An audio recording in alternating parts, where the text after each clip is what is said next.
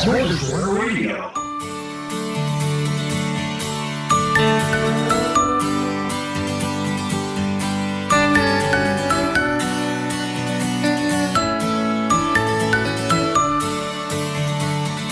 Hello, everybody. This is the Smorgasbord Radio Show, episode 167.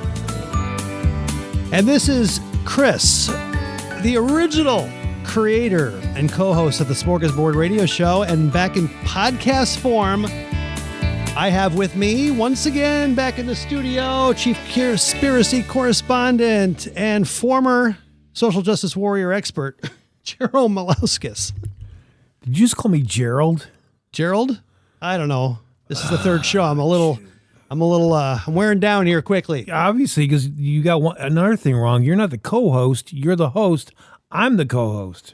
I don't remember. Because you are the... No, but I said I was the original co-host.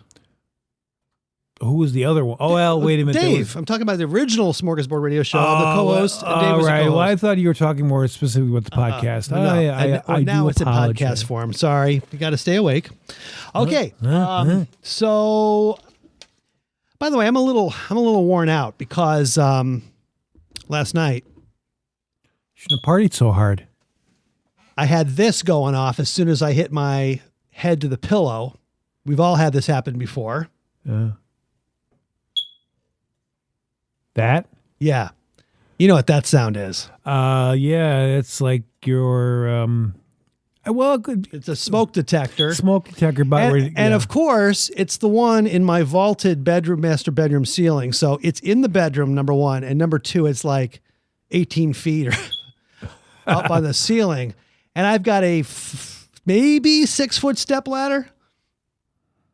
I don't know. Maybe it's not 18 feet because this would not have been mathematically possible. But No. So I realized I have I'm turning the house upside down trying to find a 9-volt battery. And it's, 10, 15. It's a work night. And I was not getting any sleep unless I actually ventured off and got a battery. Mm-hmm. And this thing's going off every 30 seconds. And I'm putting my head under the pillow and it's not working. So I get in my car. I'm all aggravated. I have to drive down to the 7-Eleven. Mm-hmm. And I spent, $13 for a 2-pack? Yeah, that sucks. 2-pack. Hey, my favorite rapper. Yeah. And I got back home, and then I'm up on top of the wobbly ladder. Yeah, I got Kim holding the ladder for me so I don't have an accident in the middle of the night. I end up in the hospital. And I'm on the second to top rung. And I finally get up there, and I'm pulling it down, and I got it in there. It's like, it stops. But I was wondering, you notice that these chirps always happen in the middle of the night. It never happens during the day. When you're up and around, you got energy, you can find your 9-volt battery, you can go outside. No, it always happens at night. And I was looking it up, and there's a reason for it. It's because they're haunted. Yeah. Apparently, the temperature is generally cooler at night, and in turn, the lower temperatures means a slight drop in voltage. It might just be a minimal enough, just enough to affect a chemical reaction that triggers the smoke detector's low battery alarm. So I don't know if that's true. Kim thinks that it's nefarious. It's more like, hey, they do it at night so that you actually get up and do something about it because most people in the daytime would blow it off. I don't think it's like that. I don't think it's that smart to know what time it is. But no, I think the other one with the temperature it's variation makes a lot more sense. It's science. Yeah. It's all sciencey. It's all sciencey. So I have a couple of stories here that I want to just talk about a little bit today. The first one is, which is really the main story. I'm going to move over to my other chair because I like. Hold on a second. Hello, am I still going? Yeah. Thanks for carrying the show, Jerry. Well, I think I never know what you're up to. So yeah. No, seriously, the main story based on the thumbnail of this episode is it's about the racist doorbell. Did you hear racist doorbell, huh? The guy who gets locked out of his smart home. Oh, I remember because his Ring doorbell, which is Amazon, deems that he's a racist and shut his whole house down. He had no access to any of his. He couldn't unlock his door. I hope he learned a valuable lesson to not get himself all wired up with Amazon. Yeah. Now I got to be honest. Yeah, I'm actually wired here, but I've actually switched over to Apple. To Apple, and I don't know how much better it is, but they claim that it doesn't even go to their servers. It's all like in your own ecosystem, what if you say, whatever. So the story is a tale of unwanted disruption. My week without Amazon. So apparently this was a blog post by this guy. He wrote about it on a website called Medium. Have you heard of it? I haven't heard. No, but as far as erroneous, claims of racism, that seems to be the new thing these days. Everybody seems to be getting accused of it. They just accused a kid who was a fan of a Chicago Bears player because he wore his hair in the same hairstyle as the Chicago Bears player. He was white, the Chicago Bears player was black, and because of that, and when he was meeting this player, they said that the kid was not aware of his sin of cultural appropriation and how that was kind of a racially insensitive thing for him to do. A kid. Yeah. I mean, this is how ridiculous it's getting, is what I'm trying to say. Well, let's hear this guy's story. He writes, on Wednesday, May 31st, 2023, I finally regained access to my Amazon account after an unexpected and unwarranted lockout that lasted nearly a week from Thursday, May 25th. This wasn't just a simple inconvenience. I have a smart home, and my primary means of interfacing with all of the devices and automation is through Amazon Echo devices via Alexa. This incident left me with a house full of unresponsive devices, a silent Alexa, and a lot of questions. So, guys, his name is Brandon. Let's go, Brandon. Let's go, Brandon. I don't know his full name here. I'm sure it's somewhere in here. Well, Brandon, go ahead. Well, I think this should have been what's the word they would use? A teaching moment? A teaching moment, yes. For him to let him know that this is not the way to go forward in running your house. It should never be this wired in. Right. In my opinion. Yeah, I know. And I've got cameras now. I got cameras out front. I can see everything on my porch. I get alerts. I get the doorbell down here with my HomePod. I hear the doorbell. It's right there, the doorbell. Yeah. And I get the pop-up screen if somebody's on this. It's like nice. I know I don't have to watch out for my pizza anymore. I can see the guy. And I got the studio all wired up now. If anybody comes in here, I get alarms everywhere. So, I mean, this place is secure. You can rest assured when you sleep down here at night, you'll be cool. I'm sleeping. Yeah, this is your place. It's my home now. Yeah, I had a place in Chicago, but now I sleep in Chris's studio. Yeah. Okay, back to the story. Brandon Jackson is his name. Brandon was unable to access his smart home and devices and figured that he'd been hacked. Little did he know what was about to happen, all thanks to the Amazon Supreme Court. They've got a Supreme Court. The mighty deciders of who gets electricity and who doesn't. So back to the story. He writes, the sequence of events that led to this digital exile began innocuously enough. A package was delivered to my house Wednesday, May 24th, and everything seemed fine. The following day, however, I found that my Echo Show, that's a little video screen that's connected with the doorbell, so you can see it. It's a little device. It had signed out, and I was unable to interact with my smart home devices. My initial assumption was that somebody might have attempted to access my account repeatedly, triggering a lockout.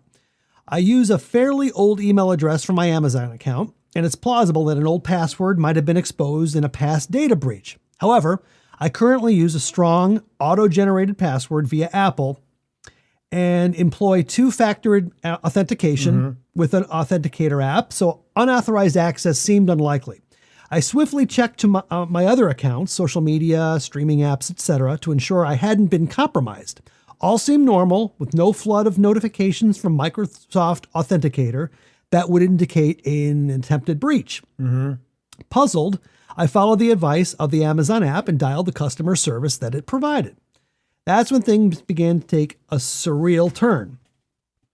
And the person who's writing this article, Brandon, kind of summarizes, he reached out to the Amazon folks who wasted no time informing him that his services had been suspended due to his doorbell outing him as a dirty, filthy racist. There you go. He was probably a Trump supporter as well. Yeah, doesn't that go without saying? Yeah. And back to Brandon. The representative told me that I should have received an email, which I indeed found in my inbox. It was from an executive at Amazon. As I dialed the number provided in the email, I half wondered if Amazon was experiencing some issues, and then I was unwittingly falling into a scam. When I connected with the executive, they asked if I knew why my account had been locked. When I answered I was unsure, their tone turned somewhat accusatory. I was told that the driver who had delivered my package reported receiving racist remarks from my Ring doorbell. It's actually a Eufy, but I'll let that slide. So it was a different brand altogether. It wasn't even a Ring doorbell. So apparently there was some voice that came out of this doorbell. As it turns out, there wasn't even a racist comment made, but in today's overly politically correct world, facts tend to hinder the pursuit of social justice. Yeah. So instead, it's apparently more acceptable to completely cut off somebody's access to their own home based on the mere possibility that they might be a dirty, filthy, Trump-supporting racist. But here's the bigger question. When did Amazon become the arbiter of free speech in the United States? Why is a corporate entity the one making determinations on what qualifies as a racist and doling out punishments accordingly? Doesn't this whole situation sound a tad dystopian to you? And here's when things got even more baffling. First, I have multiple cameras recording everything that happens on my property. If the driver claims were accurate, I could easily verify them with video footage. Second, most delivery drivers in my area share the same race as me and my family. It seemed highly unlikely that we would make such remarks. Finally, when I asked what time the alleged incident occurred, I realized it was practically impossible for anyone in my house to have made those comments, as no one was home around that time. It was 6:00 p.m. Okay. I reviewed the footage and confirmed that no such comments had been made. Instead, the Eufy doorbell had issued an automated response saying, "Excuse me, can I help you?" The driver, who was walking away and was wearing headphones, must have misinterpreted the message. I wonder what could have been made out of "Excuse me, can I help you?" Just asking the question is racist, don't you know? That's true. Yeah. The driver was walking away. Nevertheless, by the following day, my Amazon account was locked and all my Echo devices were logged out. Brandon, summarizing this, Brandon provided the Amazon overlords with video evidence to show that he wasn't a racist and anticipated his service to be reinstated. But unfortunately, this didn't occur. Several days had passed before his service was eventually restored without any prior notice or apology. The Amazon overlords probably figured Brandon was still a racist anyway. And finally, despite promptly submitting video evidence immediately following learning of the issue, my account remained locked. The timing couldn't have been worse. The onset of Labor Day weekend was approaching. Labor Day? This happened in May. Yeah, that doesn't make sense. Must be Memorial Day. Memorial Day. Yeah, that's what he meant. Yeah. And I was keen to resolve the issue before the long weekend. However, despite numerous phone calls and emails, it wasn't until Friday afternoon that I received confirmation that the investigation had started. I was told to expect a response within 2 business days, meaning not until Tuesday of the following week at the earliest. In the end, my account was unlocked on Wednesday with no formal email informing me of the resolution. Now, there was a time that I got shut down of my Amazon account by Amazon because they said that I was issuing some review for a product that I had been compensated for, and I didn't reveal that in the review. But I never got compensated for anything. No one told me to give a good review. And it took me about a month to get my privileges back to actually be able to post more reviews. It wouldn't allow me to post reviews for products until that was resolved. It's impossible to get things resolved with those. Well, I'll tell you what, that wouldn't have been so much an issue with me because I'm a lazy SOB and I would never, I barely really want to, review the products that I do get, but that's just me. Yeah. But yeah, I'm not surprised by any of this because again, I think this, in my opinion, and I always say this to preface it, that this is, again, I think, foreshadowing of things to come, where you're not going to get where we know is the process of just regular. If you get accused, you can go and you can there may at least be the court of public opinion, if not the actual court in the actual what would you call it? This court, it's just these entities are going to make the decisions for you. Yeah. They know better. That's right. Yeah, this is going to increase, not decrease. Exactly. And then based on Fox News posted something about the story, and the Amazon official statement was, "We work hard to provide customers with a great experience while also ensuring drivers who deliver Amazon packages feel safe. In this case, we learned through our investigation that the customer did not act inappropriately." So that's it. No compensation. Well, it's funny that, I just real quick, I'm going to say this. If Amazon was interested in their drivers being safe, maybe maybe I shouldn't make this statement. But there were things that they could have done in other situations where they could have been more protective of their drivers and the people that work for them, and they never did. So why, in this particular instance, did they worry about one guy who had a automated doorbell that wasn't saying anything, and all of a sudden it's a big issue? I mean, it's ridiculous. I personally don't think Amazon really cares if their employees are safe or not, in my opinion. All right. Sorry. Thank you for that editorial. We will be back after this special break.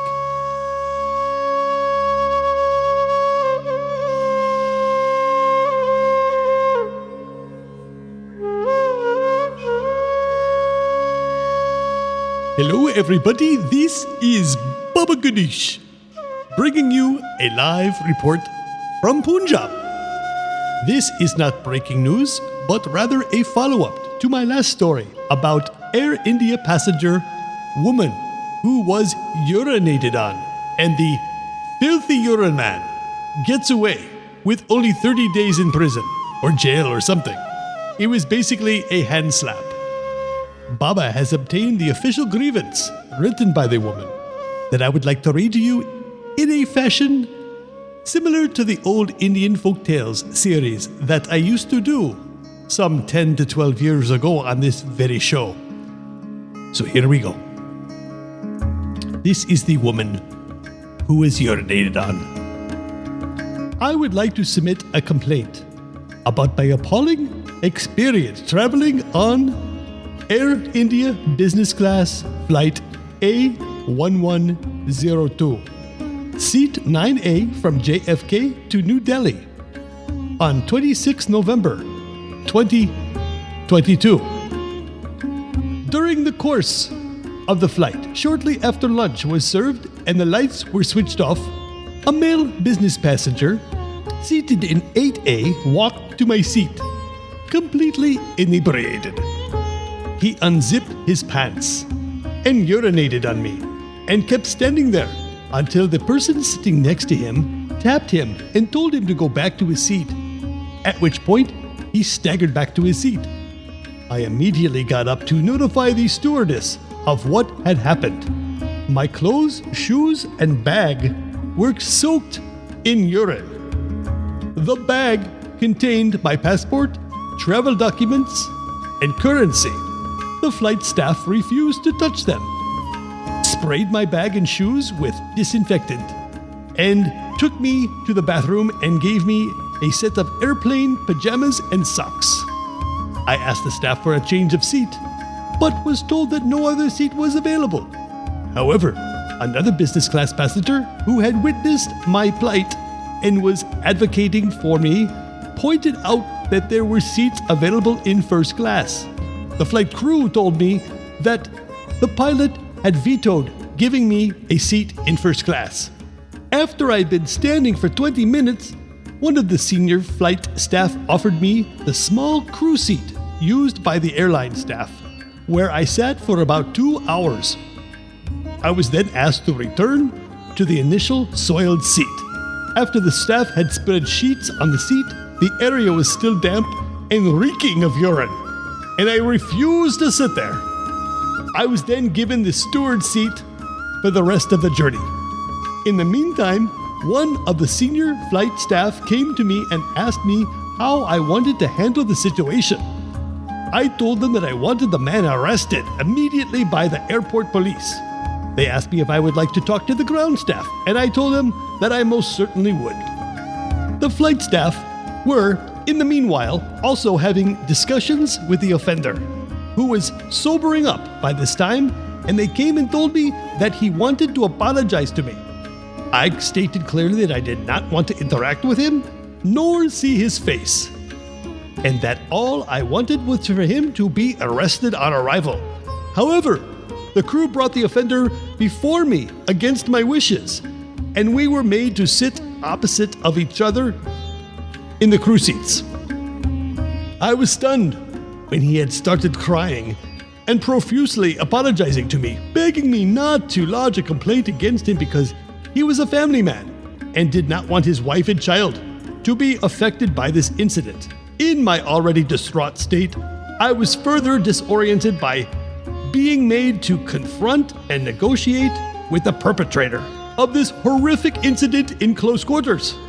I told him that his actions were inexcusable, but in the face of his pleading and begging in front of me and my own shock and trauma, I found it difficult to insist on his arrest or press charges against him. I demanded from the airline staff and Air India reimburse me for my shoes and my clothes, but they said they had nothing to do with this and the man in question should pay me for that and dry clean my shoes and clothes. They got my phone number, which they then later passed on to the offender for payment for my shoes and dry cleaning. I subsequently returned the payment as I did not want to take his money. The Air India staff assured me that I would be taken on a wheelchair to the baggage carousel and seen through a comfortable exit from the airport. On landing, I was put on a wheelchair and taken to the terminal and unloaded there to wait for the next wheelchair. The ground staff never came to assist me and take down my complaint. I waited for 30 minutes. I was so exhausted and shaken that I simply got up and walked to the immigration and collected my baggage. I met the flight staff again near the exit as I was taking my luggage on a trolley. When I told the flight staff that no one had assisted me on the ground, they called for a wheelchair to wheel me to the entrance, which was barely a few feet away from me at this time. Not only was the Air India crew deeply unprofessional, there are also a number of failures worth pointing out. First, the crew did not show good judgment about how much alcohol to serve a passenger. Second, the crew was not proactive in managing a very sensitive and traumatic situation, and I had to advocate for myself throughout, waiting for long periods of time to get a response. My son-in-law sent a complaint to Air India on 27 November, and they agreed to reimburse the ticket. To date, they have issued only a partial refund. However, this is hardly sufficient compensation for my traumatic experience faced with a urine man. I also personally emailed a complaint directly to Air India on 27 November 2022, fully expecting them to call me for further investigation of the situation in order to take proper action and initiate appropriate grievance settlement. However, they have not done so yet. And that is the breaking grievance letter that Baba has obtained with his investigative skills. This is all about the filthy urine man on Air India. And this is Baba Gonesh, live from Punjab. Thank you very much, Baba. We always appreciate that. His investigative skills, investigative journalism. We don't see that much in the industry anymore. And thank you, Baba, for tracking down that rare artifact. He's unmatched in that regard. That's right. The second bit here I'd like to talk about is, have you heard about the new woke Oscars? The Academy has announced changes to the Best Picture category. New woke Oscars? I thought they were... Okay. Yeah. They were woke to begin with, but now they've upped it a little bit here. Yeah, up the ante? Okay. They have aimed at the lofty goal of making Hollywood even more diverse. So now there are 4 categories of inclusion standards. This is for the best picture. They basically break down into 2 buckets. Standards promoting more inclusive representation in the movies, and then standards promoting more inclusive employment. Movies now need to meet the standards in 2 of 4 categories in order to qualify. They're eating their own at this point. You think? So before I get into this, just a note, because it gets wordy kind of fast. So to make it easier to understand, we're going to be using the following terminology. Okay. The first one is the Academy designates underrepresented racial or ethnic groups within the standards to include Asian, Hispanic, Latinx, how do you say it? Latinx. Black/African American, Indigenous, Native American, Alaskan Native, Middle Eastern, North African, Native Hawaiian, or other island Pacific Islander, or other underrepresented race or ethnicity. You mean anybody who's not white? So that all of that is going to be from here on out called underrepresented racial or ethnic groups. Okay. Second, the Academy also designates a broader set of identity groups within the standards, which includes the underrepresented racial and ethnic groups listed above, as well as women, LGBTQ people, and people with cognitive or physical disabilities or who are deaf or hard of hearing. For simplicity's sake, we're going to call this group underrepresented identity groups. Okay. So the first category of 4 standards, which the Academy calls Group A, deals with the stories or characters on the actual screen.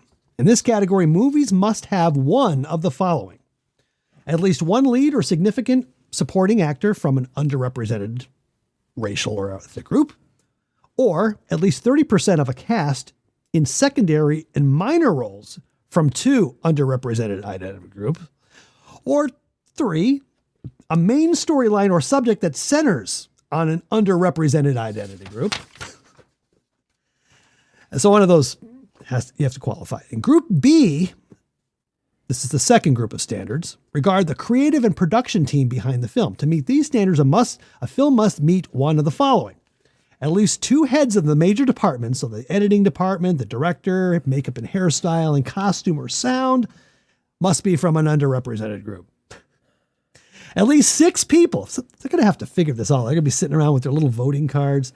At least 6 people on the crew, it's the production assistants, entry-level people on the set, are part of an underrepresented group.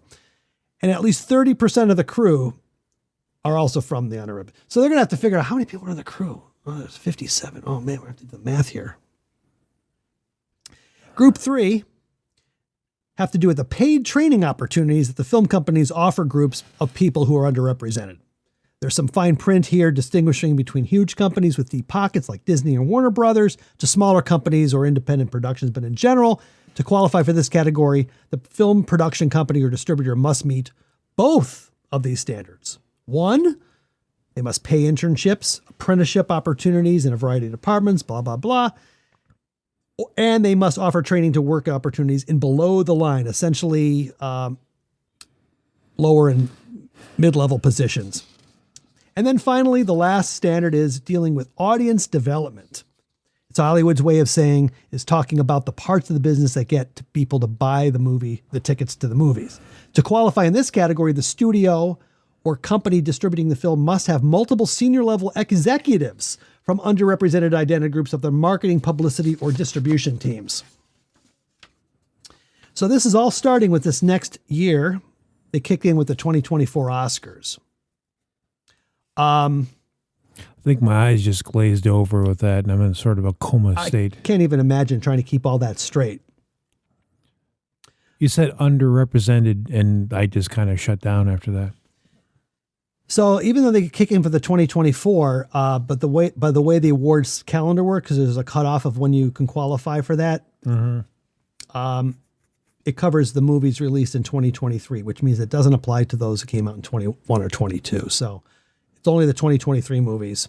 So I guess whatever you're seeing coming out now, they want to be qualified. They got to be doing this stuff now. Well, I wonder how the strike is affecting all that.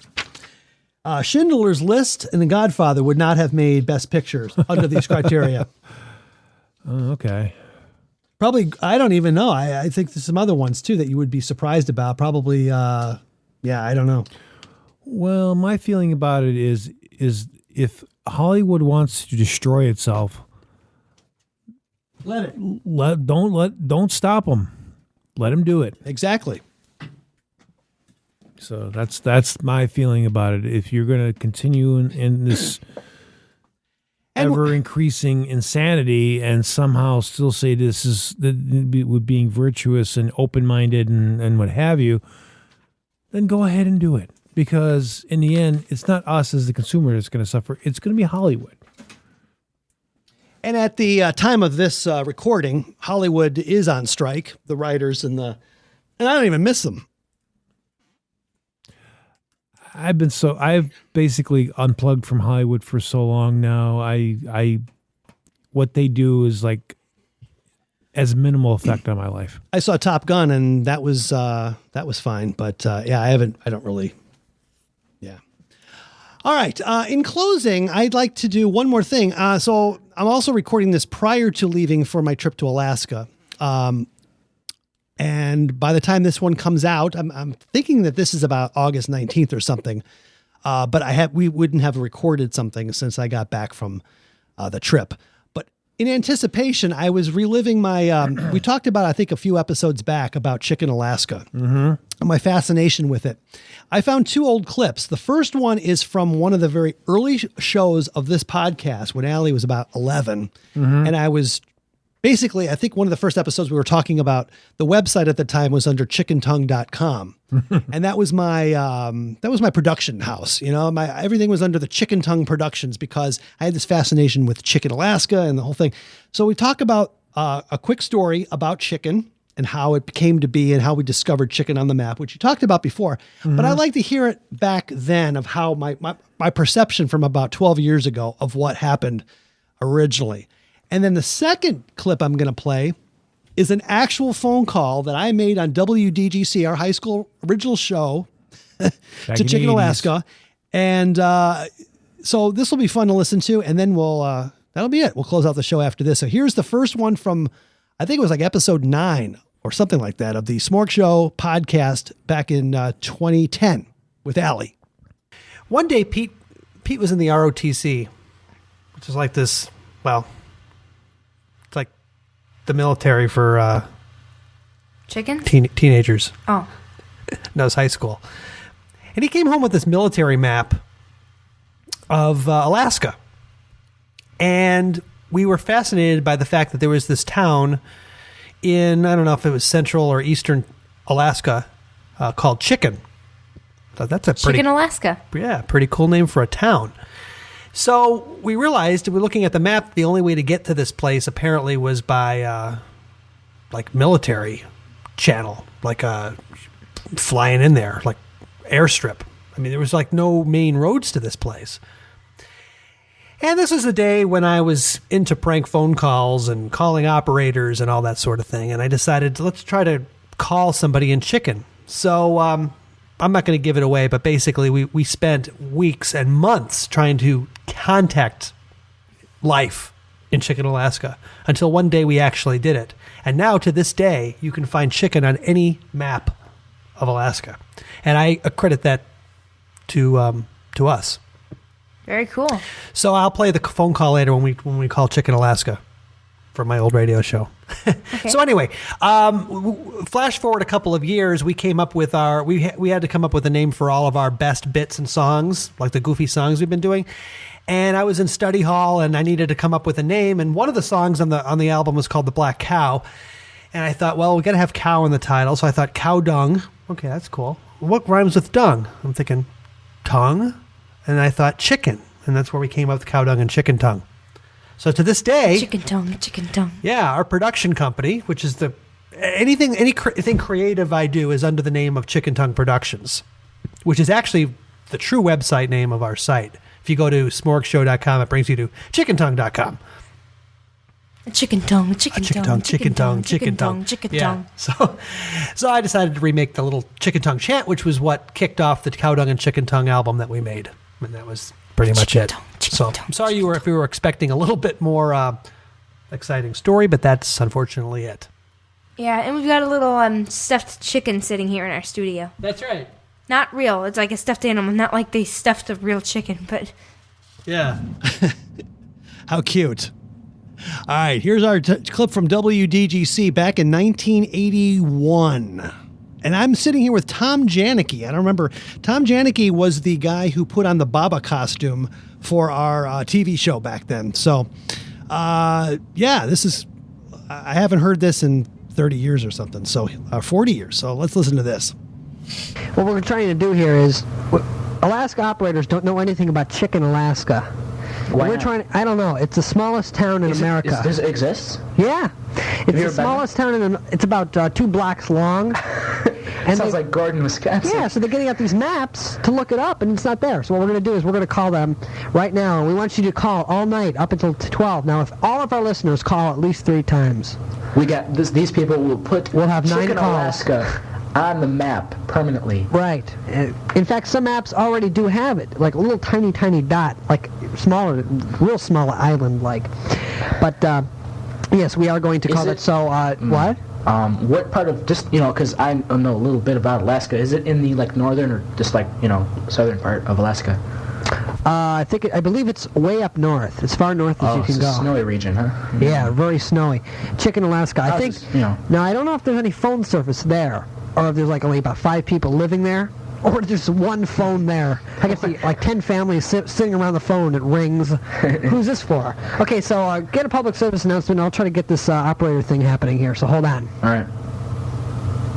Oh, public service announcement. I just read one, Chris. Jeez, all these assignments for me to do. All right. Public service announcement. Okay, here we go. Wine connoisseurs may turn up their noses at this, but a California winery plans to distribute their Summit brand in a 6.3 ounce. Hi. Excuse me. Yes, we'd like information for Chicken, Alaska. Chicken, Alaska. 1 moment. Okay. This is going to be good. Listen, this is good. Yeah. So it takes me usually about 15 minutes to find it. While we're waiting, let me finish here. 1 moment. I'll need to go to rate and route. Okay, thank you. You're welcome. Very nice people in Alaska because, of course, they've got no people up there to be friendly to because it's very cold. Like I said, a California winery plans to... Okay. You know, the highest rate for rape is in Alaska. Oh, shh. Tops operator 318. I need directory routing for Chicken, Alaska. Chicken. Yes. Chicken. I don't see no giant chicken. All right. Paul Lynn from I Dream of Jeannie. He's not an I Dream. Oh, he was. Yeah, a couple of them. Chocolate. All right. You notice? Well, I'll tell you, they don't have any phone service. They have mail and telegraph through Fairbanks. Oh, no telephone service? No. What's the population up there? Sir, I really couldn't tell you. It's just a small village. Really? Yeah. Oh, okay. Thank you very much. You're welcome. Bye-bye. Next rate and route. Bye-bye. Okay, bye-bye. So, you just heard it. Now, that's what you're supposed to do. I want everybody to call at least 3 times to Chicken Alaska. Dial 907-555-1212. It's free. Repeat that number. 907, area code 907-555-1212. Now, if you don't believe me that this is free, you can call, your regular operator 0 and say, hey, is it free to call directory assistance out of state? And they'll go, yeah. So you dial that, and you just keep doing what I just say, chicken. And I want everybody to do it at least 3 times. Yeah, and shortly right after that, it wasn't free anymore. So I was doing this at home, and I called 5,000 times, and my dad gets that $1,000 phone bill, and once it's just they went up to 20 cents a call to directory assistance. And we told that story on a few episodes ago, but my dad was he called the phone company out there trying to figure out what's going on in the house. Why? Who called Chicken Alaska 5,000 times in 1 month? What is this? Oh, it was me. Of course, I never admitted it back then. I said, I couldn't possibly, maybe. 5,000? Yeah, maybe I did 1,000. Maybe the phone went berserk because I tripped it up or something. But no, my dad was furious. It was like the only trouble I've caused as a kid, honestly. But it was a big one. 5,000 times, huh? Yeah, so... What a loser! So I told my audience to call and, well, sue me. What a voice I had back then. You sounded like you're in helium. Yeah. It could be the tape. But... True. A poor guy who gets a call that night, and I'm asking questions. Hey, what's the population up there? Sir, I really couldn't tell you. Why did I take this call? Yeah. All right. So that was kind of fun to go back in into the vault and pull that one out. Okay, well, that's it for another episode of the Smork Show podcast. Anything else to close out the show, Jerry? Not really. I think we've covered all we need to cover, and I'm sure the people who listen to this will be entertained. Absolutely. Okay. Take care. We'll be back again very soon. Maybe we'll take a break. Maybe we'll be back in the fall. Who knows? Anyway, take care. Bye. Bye.